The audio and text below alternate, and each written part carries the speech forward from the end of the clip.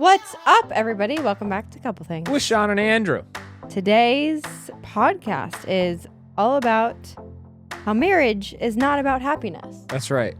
Which is probably our biggest argument we've ever gotten in. I remember it was our fifth date, my first time in Iowa, and we're playing tennis. I don't know what park that was, but we're playing tennis. And I said, Shawn, I got to tell you something. She was like, what?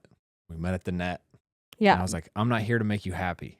Who does that? One, also disrespectful. No, I mean, it's the delivery rude, that makes a difference. Bad timing.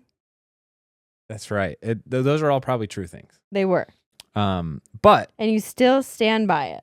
I do. And that's the title of today's episode. And it's always funny because you like to bring it back up and you're like, you know what? That's not something I care about. Happiness. Making me happy. Well, it's like, wow, alrighty. I'm clearly doing a great job at not making you happy. So mission accomplished. We did an episode with the Cordals the other day, and it came up that marriage might not have the explicit purpose or the main purpose of personal fulfillment, right? I think sometimes it's a fine line between thinking this relationship helps me be happy, and that's my main goal, or a result of this relationship is me being healthy, but that's not the main focus. Yes. I'm equating fulfillment and happiness here. Sorry, okay? You said healthy. Sorry, happy. So we wanted to talk about that, kind of just discover this together. Mm-hmm. Yeah. And I don't think that marriage is all about your happiness. This topic might sound a little countercultural, I know. I think we're still sorting through it. But we're going to unpack why marriage is still worth fighting for, even when it's hard and even through the unhappy seasons, and how we have shifted our mindset while going through those rough seasons. Let's just back up first before we dive in. Life updates, guys. We are running on little sleep. Andrew a lot less than me, but that's usual. Mm-hmm. I don't know how you do that. You don't sleep a lot. I was anti-caffeine before kids. I was like not into coffee, definitely frowned upon energy drinks. But caffeine. But you also can operate without sleep. I really can't. No, I really cannot.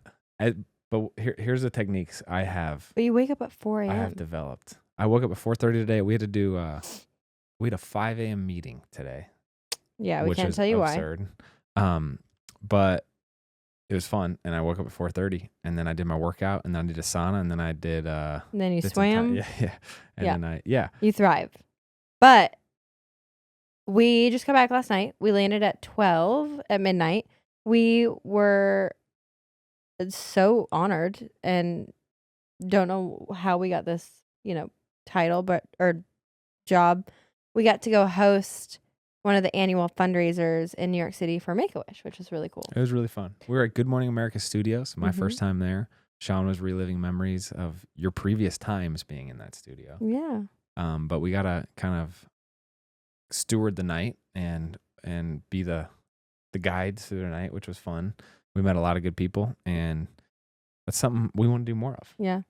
I do want to say, though, it did feel a little funny to sit down here and you're like, you literally prefaced today and said, we're going to have to navigate today, a little more cautiously because we're tired, we're running on less sleep. And you sit down and you say, you know which podcast we're going to do today?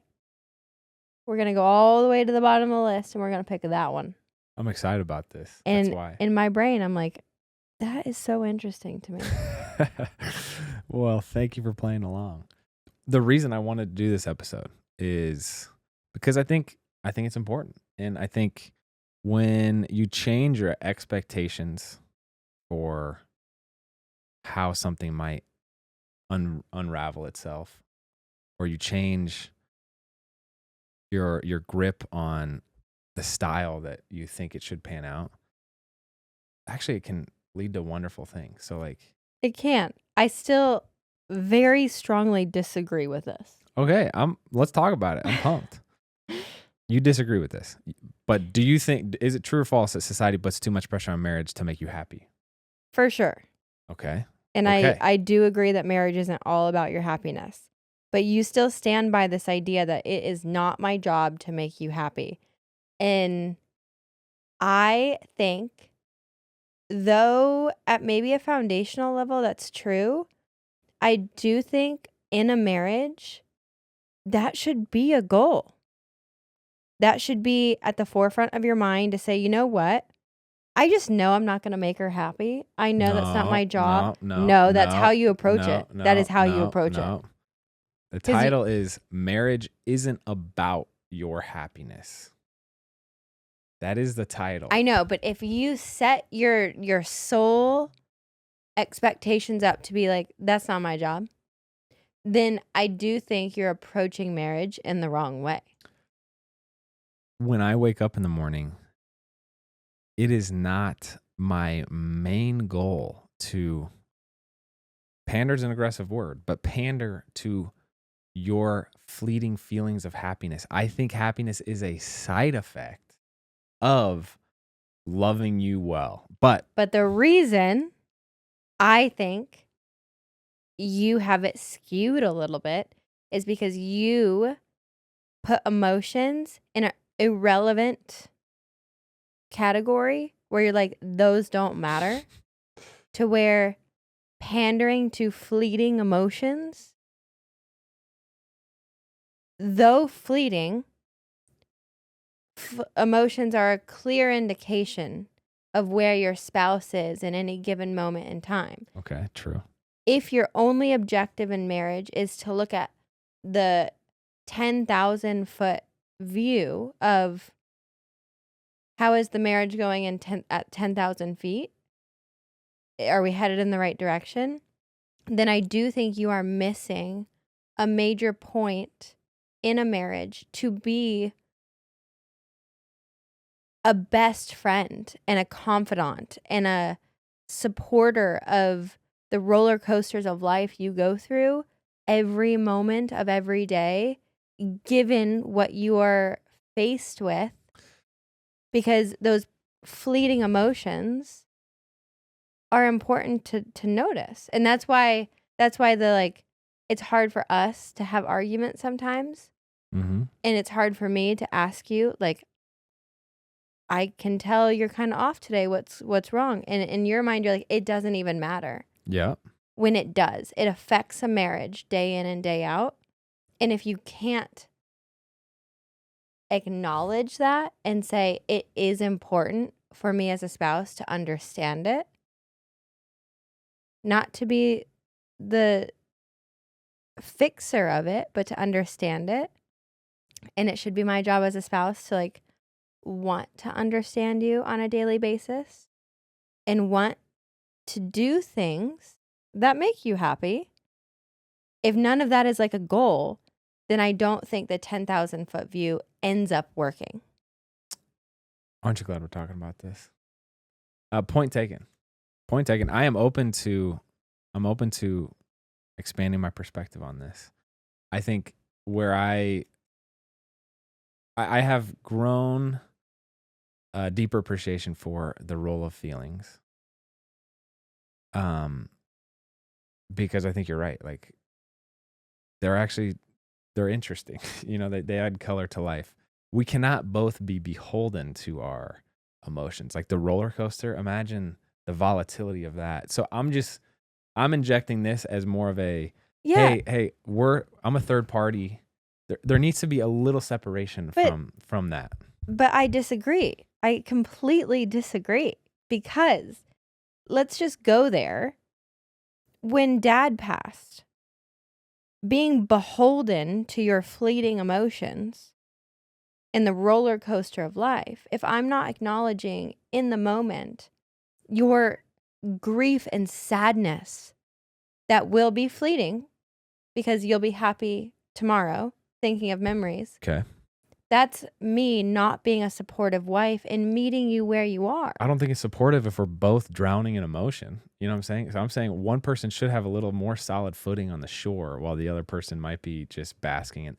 I think you can have solid footing without pandering, which is a really rough and tough word. Okay. I think me as a wife being able to say, baby, I see you're sad. And that's okay. 100%. No, I agree, but that's you being on solid footing. That's not That's not us both being pandering. wrecked. You know what I'm saying? I know, but if you wake up in the morning, you're like, it's not my job to pander to her roller coaster of emotions. Maybe a better way to say it is my job as a spouse to wake up and know what's going on with my spouse. I agree with that. And I think that's a difference of perspective. If I wake up every morning and be like, you know what? It's not my job to pander to my husband's emotions. That's waking up to actively choose such a negative view on marriage. Whereas it's better to acknowledge and say verbally. I think this goes back to the first time on date 5 when you decided to break the matchup just to come tell me, I just want you to know here, it's not my job to make you happy. It's like, wow, way to kill that vibe. And I think what you're failing to acknowledge is like, what is your job? Which is what we're about to talk about, which is my main point of everything. It's not, I'm just thinking around, I'm not, like, don't make her happy. It's not about her happiness. It is, that's not the main point. The main point is what we're about to get into. But go ahead. No. Go ahead.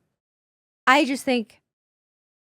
don't think it's a good piece of advice to go out and tell married couples, make sure you know and acknowledge in the morning, like, it's not my job to pander to emotions. I'm not saying that. I said You literally it is said not my first thought when I wake up to think make her happy. Like, I'm not saying that should be your first thought is it's not about her happiness. I'm saying your first thought should be, I think we're very much aligned. Full engagement, high intentionality, present. But that is different than. But it is my job as your wife to know when you're sad. Yes. And to support you to try to change that. Yes, and it's the support thing that I think is what I'm talking about here. So, anyway. Yeah, Shawn, I mean, we've been through some hard things as a couple, right? We've been through some dark seasons.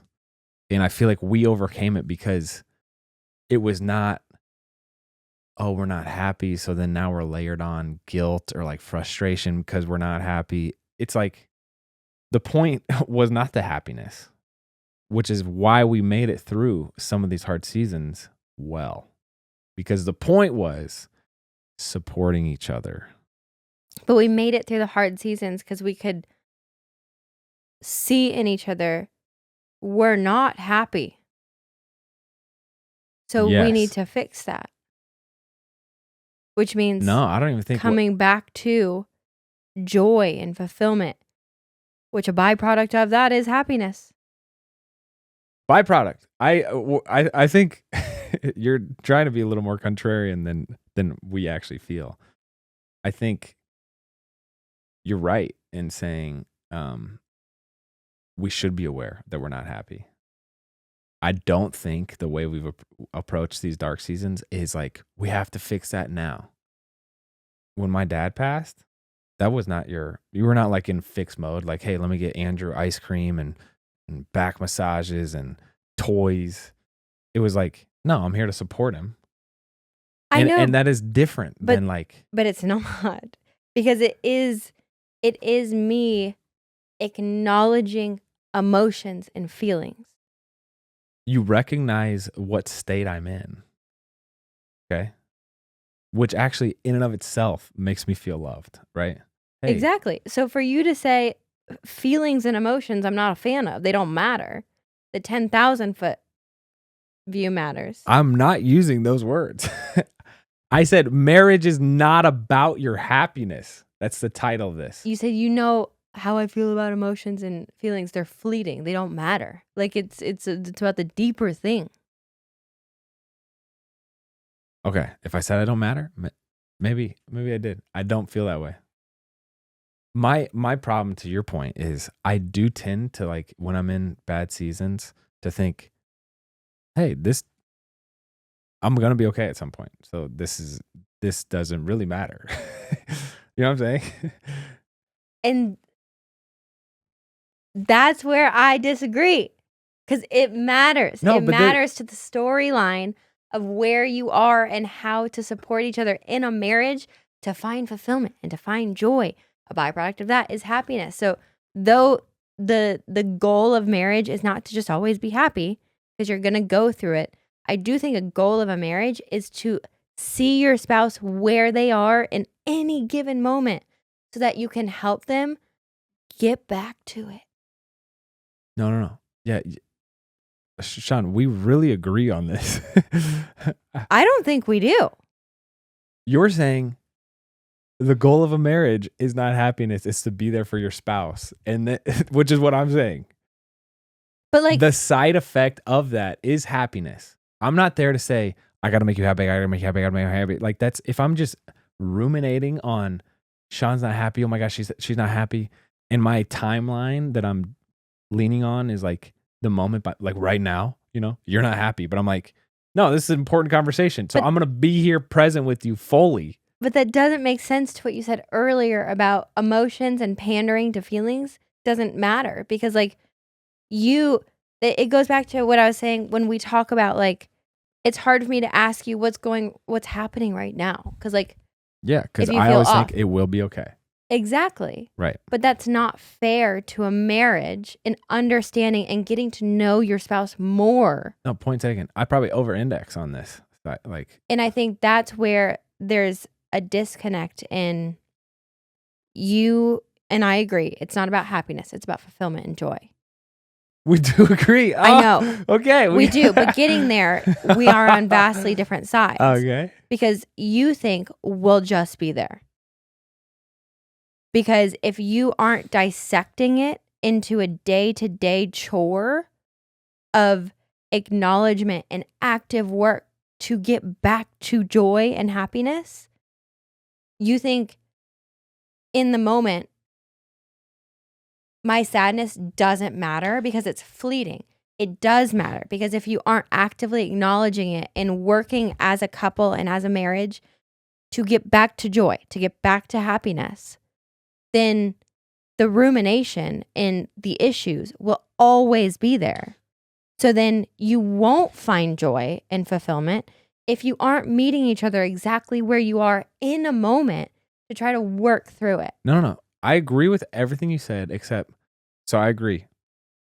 We should meet together as a couple and work together. I think, though, the path does not lead to joy and fulfillment. Like, that's not the path that we're on, in my mind. You're saying we got to get together so that we can get back to happiness. And that's the path we're trying to rediscover whenever we don't have it. I'm saying the path is the getting back together. Like, that is the whole thing. It's not, no, it's not happiness. It is like the connection, and it is the, you're going against what you were saying. If it is about the connection and getting back together, then the roller coaster of emotions matter. No, because you can't get back together and connect and try to get on the same page without acknowledging where you're at. So I think I disagree. So if I were to ask you, why are you sad today? You're like, it doesn't matter because I know I'm not going to be sad in a week. So it's not even worth the conversation. Here's how I view emotions. Oh, I'm an audience member to, this conversation is not going how I thought it would be. Okay. I'm not like all up in my head about it. I'm not freaking out. I'm not riding on that. I'm like, interesting. Okay, why is this not going like I expected it to? How does that make me feel? Oh, it's like a little uncomfortable. Okay. Oh, I'm a little like sad maybe. Interesting. Okay. Well, and I think the acknowledgement of that and understanding that in a spouse is important. I think that's the whole thing. I think then you are acknowledging that emotions and feelings do matter. I think I've said that from the beginning. You have not. As you could tell, there's a lot of I think this is nuance. great. I think people are going to listen to this and be like, whoa, I don't know. Maybe. I mean, I don't know how much I am contradicting myself. I do know it is hard for me to talk about feelings in a fully self-aware manner, and I get confused with it. That's why, like, when you do ask me, how are you? I'm like, what word do I say? I don't know. I'm like, I'm fine. I just think it's because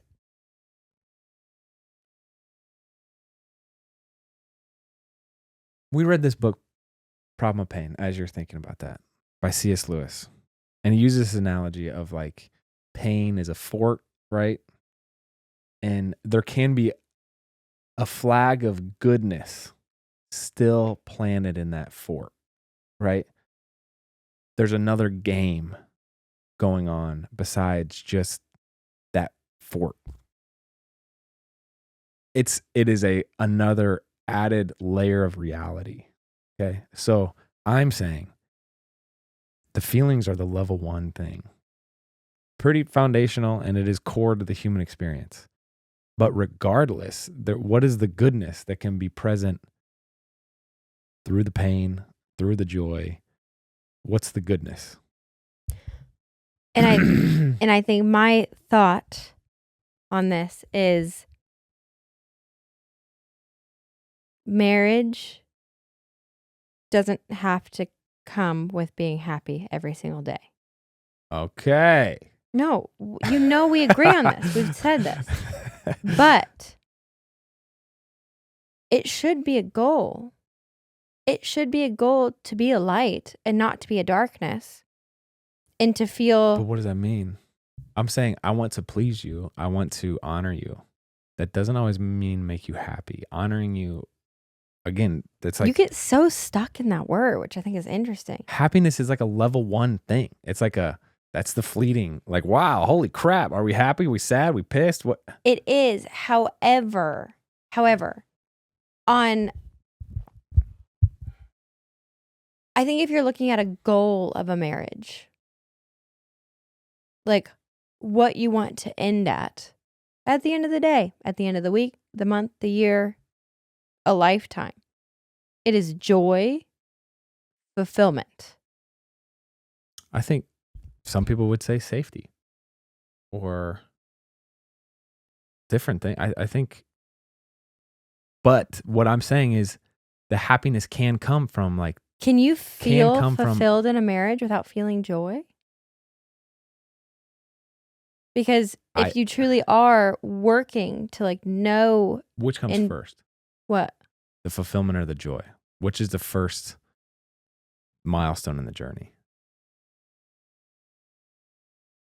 I think they go hand in hand. Because if you're only wanting to feel safe, I don't think that's to be fully known and fully loved. Because if you're fully known and fully loved, you're experiencing life on a different level of...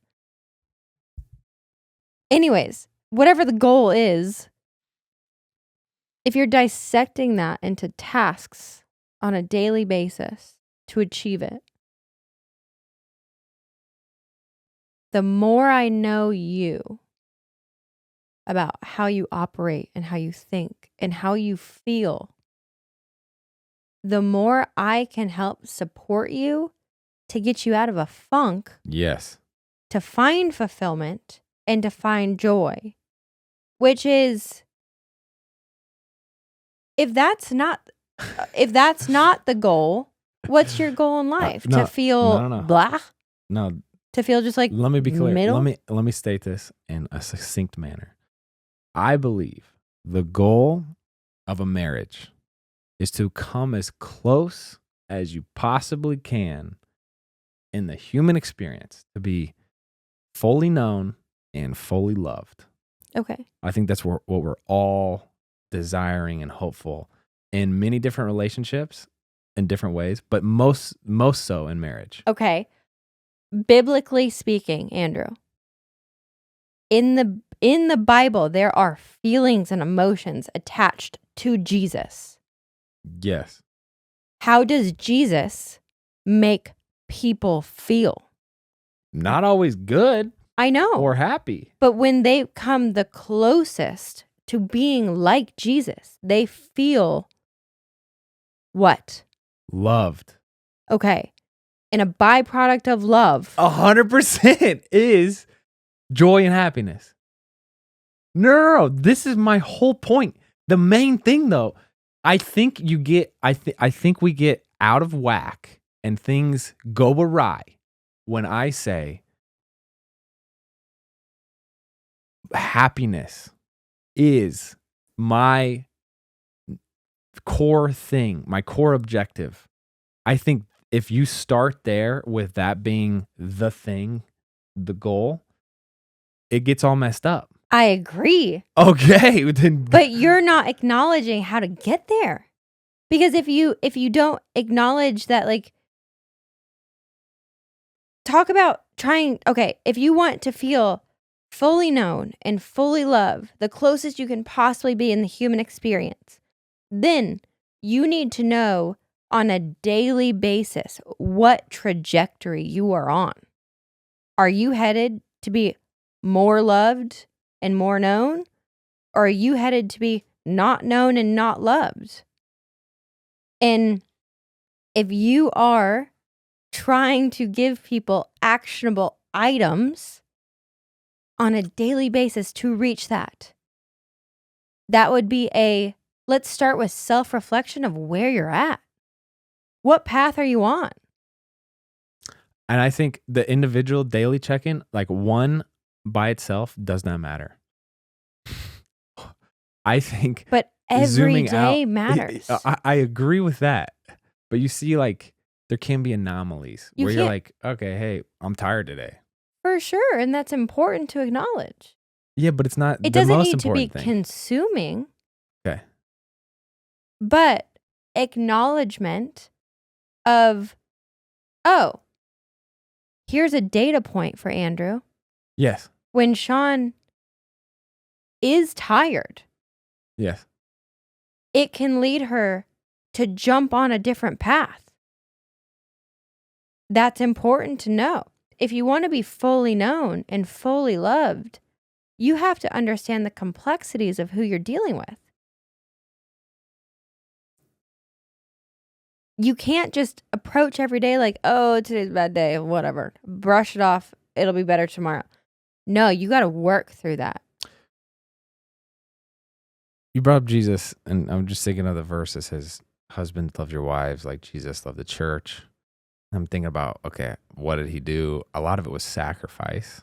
And also, he fully knew you. Yes. Do you think he doesn't care about a sadness on a day? I welcome this. I do need more of that mindset.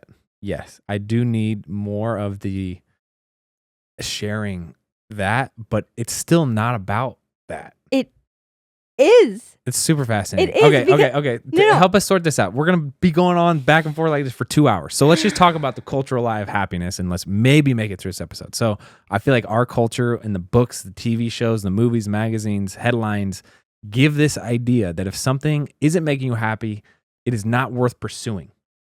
That is the core tenet that I push against. This could apply to jobs, your friends, spouses, lifestyle changes. Did gymnastics always make you happy? Like, wow. Did your coach always make you happy? No, that doesn't mean you run away from it.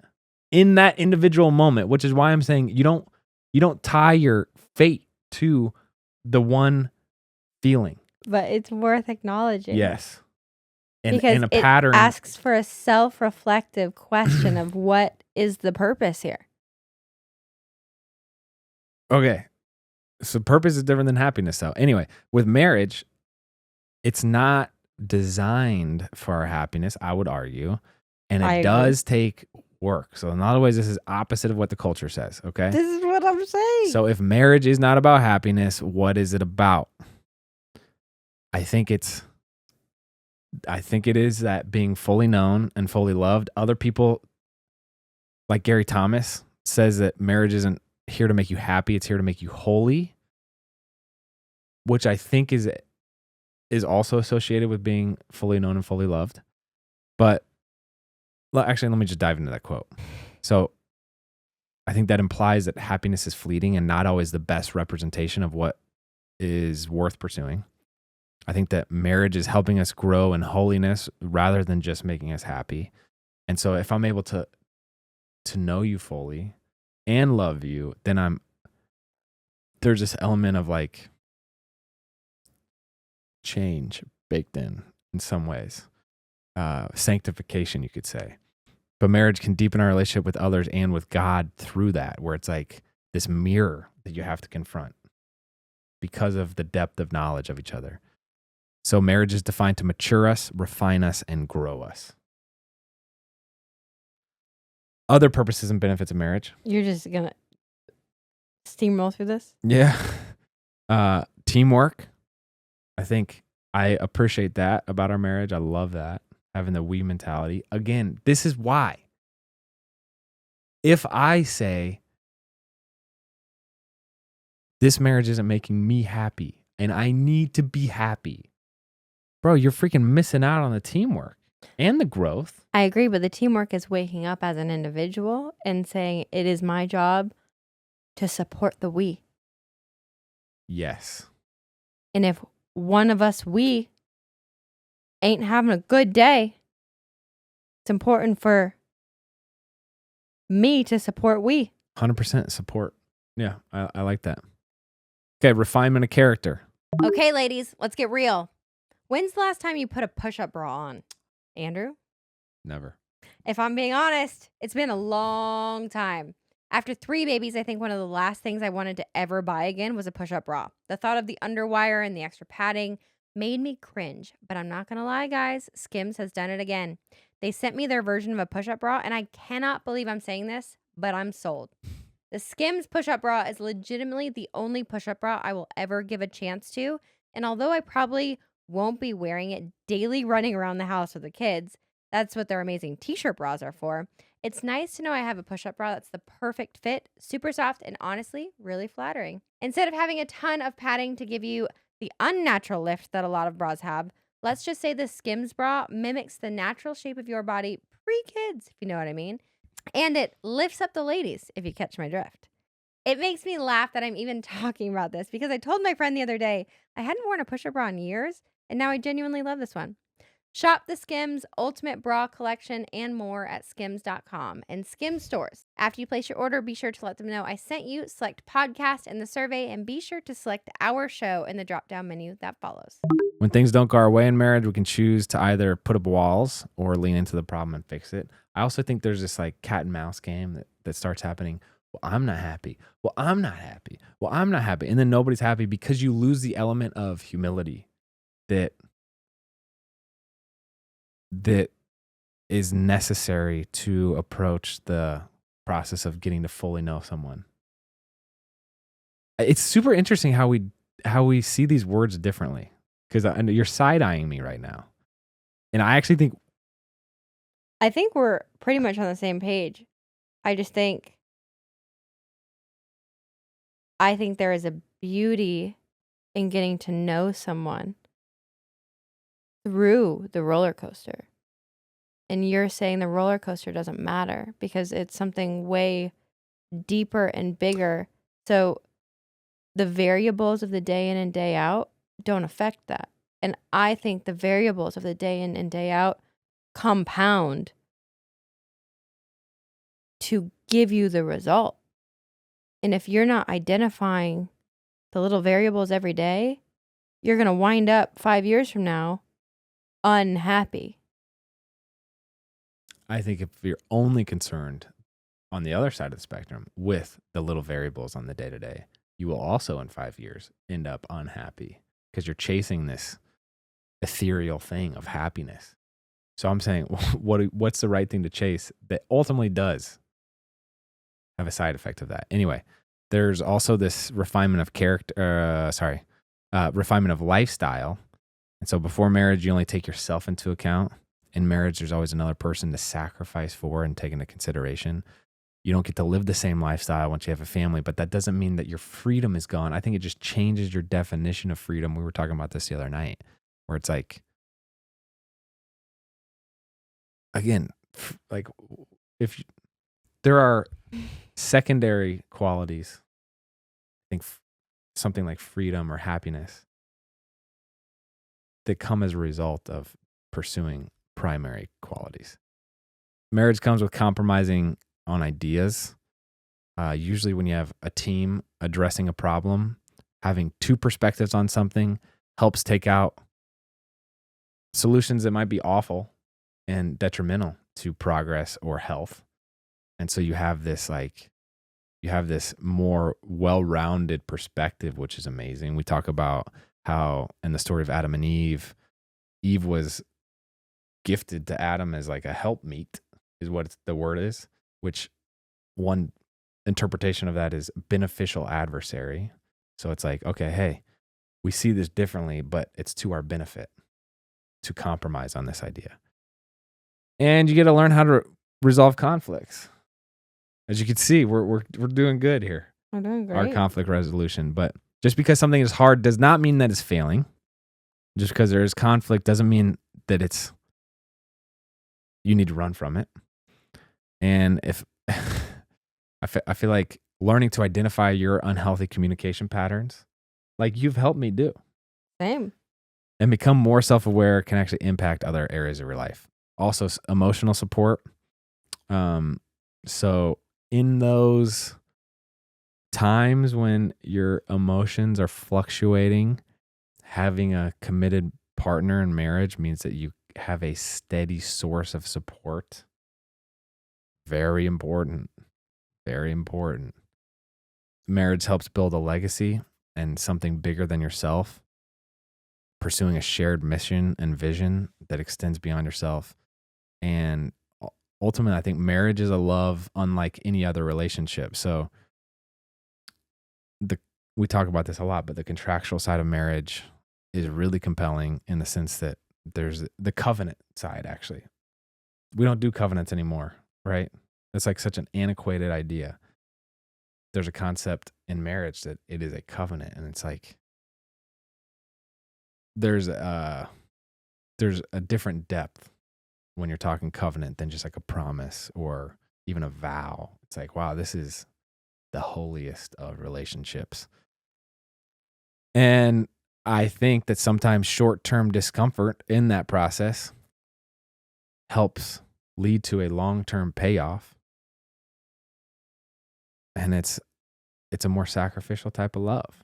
Sometimes you have to sacrifice your happiness, which is why I think it's important to say marriage is not about your happiness. And we both agree with that.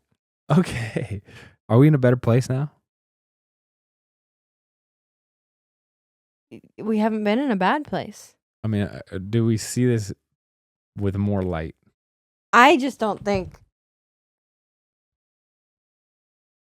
I think we're saying the same thing. We want the end result. Mm-hmm. We agree with the end result. It's not about momentary happiness. But actionable items require. When you were in football and you guys, like, if your team wasn't winning, what would you do? You would dissect everything about what had happened.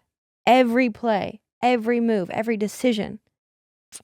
Not all the time. Sometimes it'd be like, hey, that one didn't go our way. We're going to keep on going. And we know that if we keep showing up, it's going to be okay. Like that one was a fluke.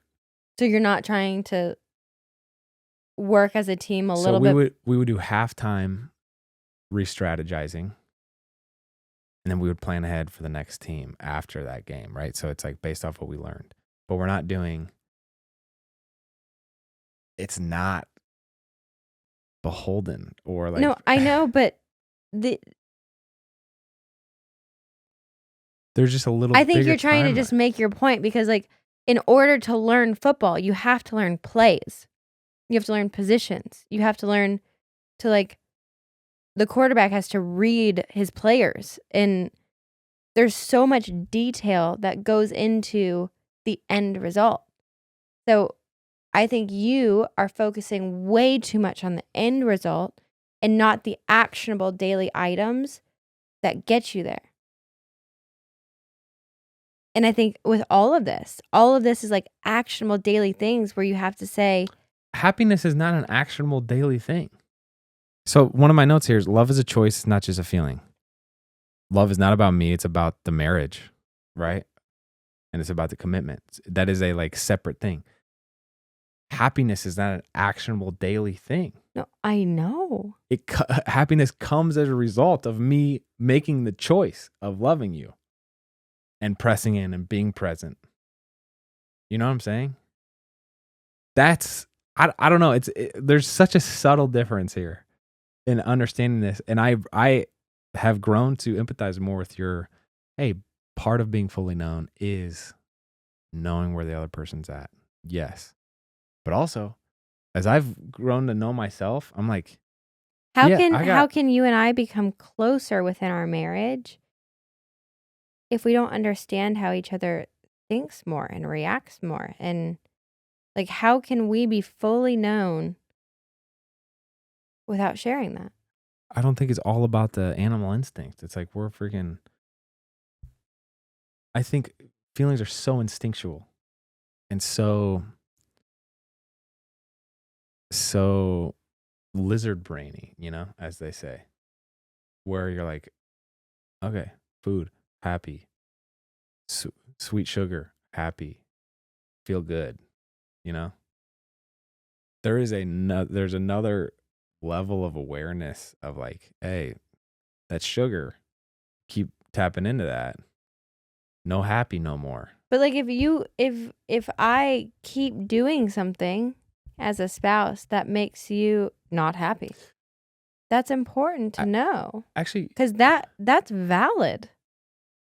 But And I think the thing that I'm having a hard time with is invalidating emotions, invalidating feelings does not end in fulfillment and joy and to be fully known and to be fully loved. That's disrespect, and that's saying it doesn't matter to me what you feel, because if we just push through this, at the end of the day, I'm going to know you better and love you better. So I think, and there's no way to get there without understanding someone. I think I just had the realization, which is a beautiful thing about you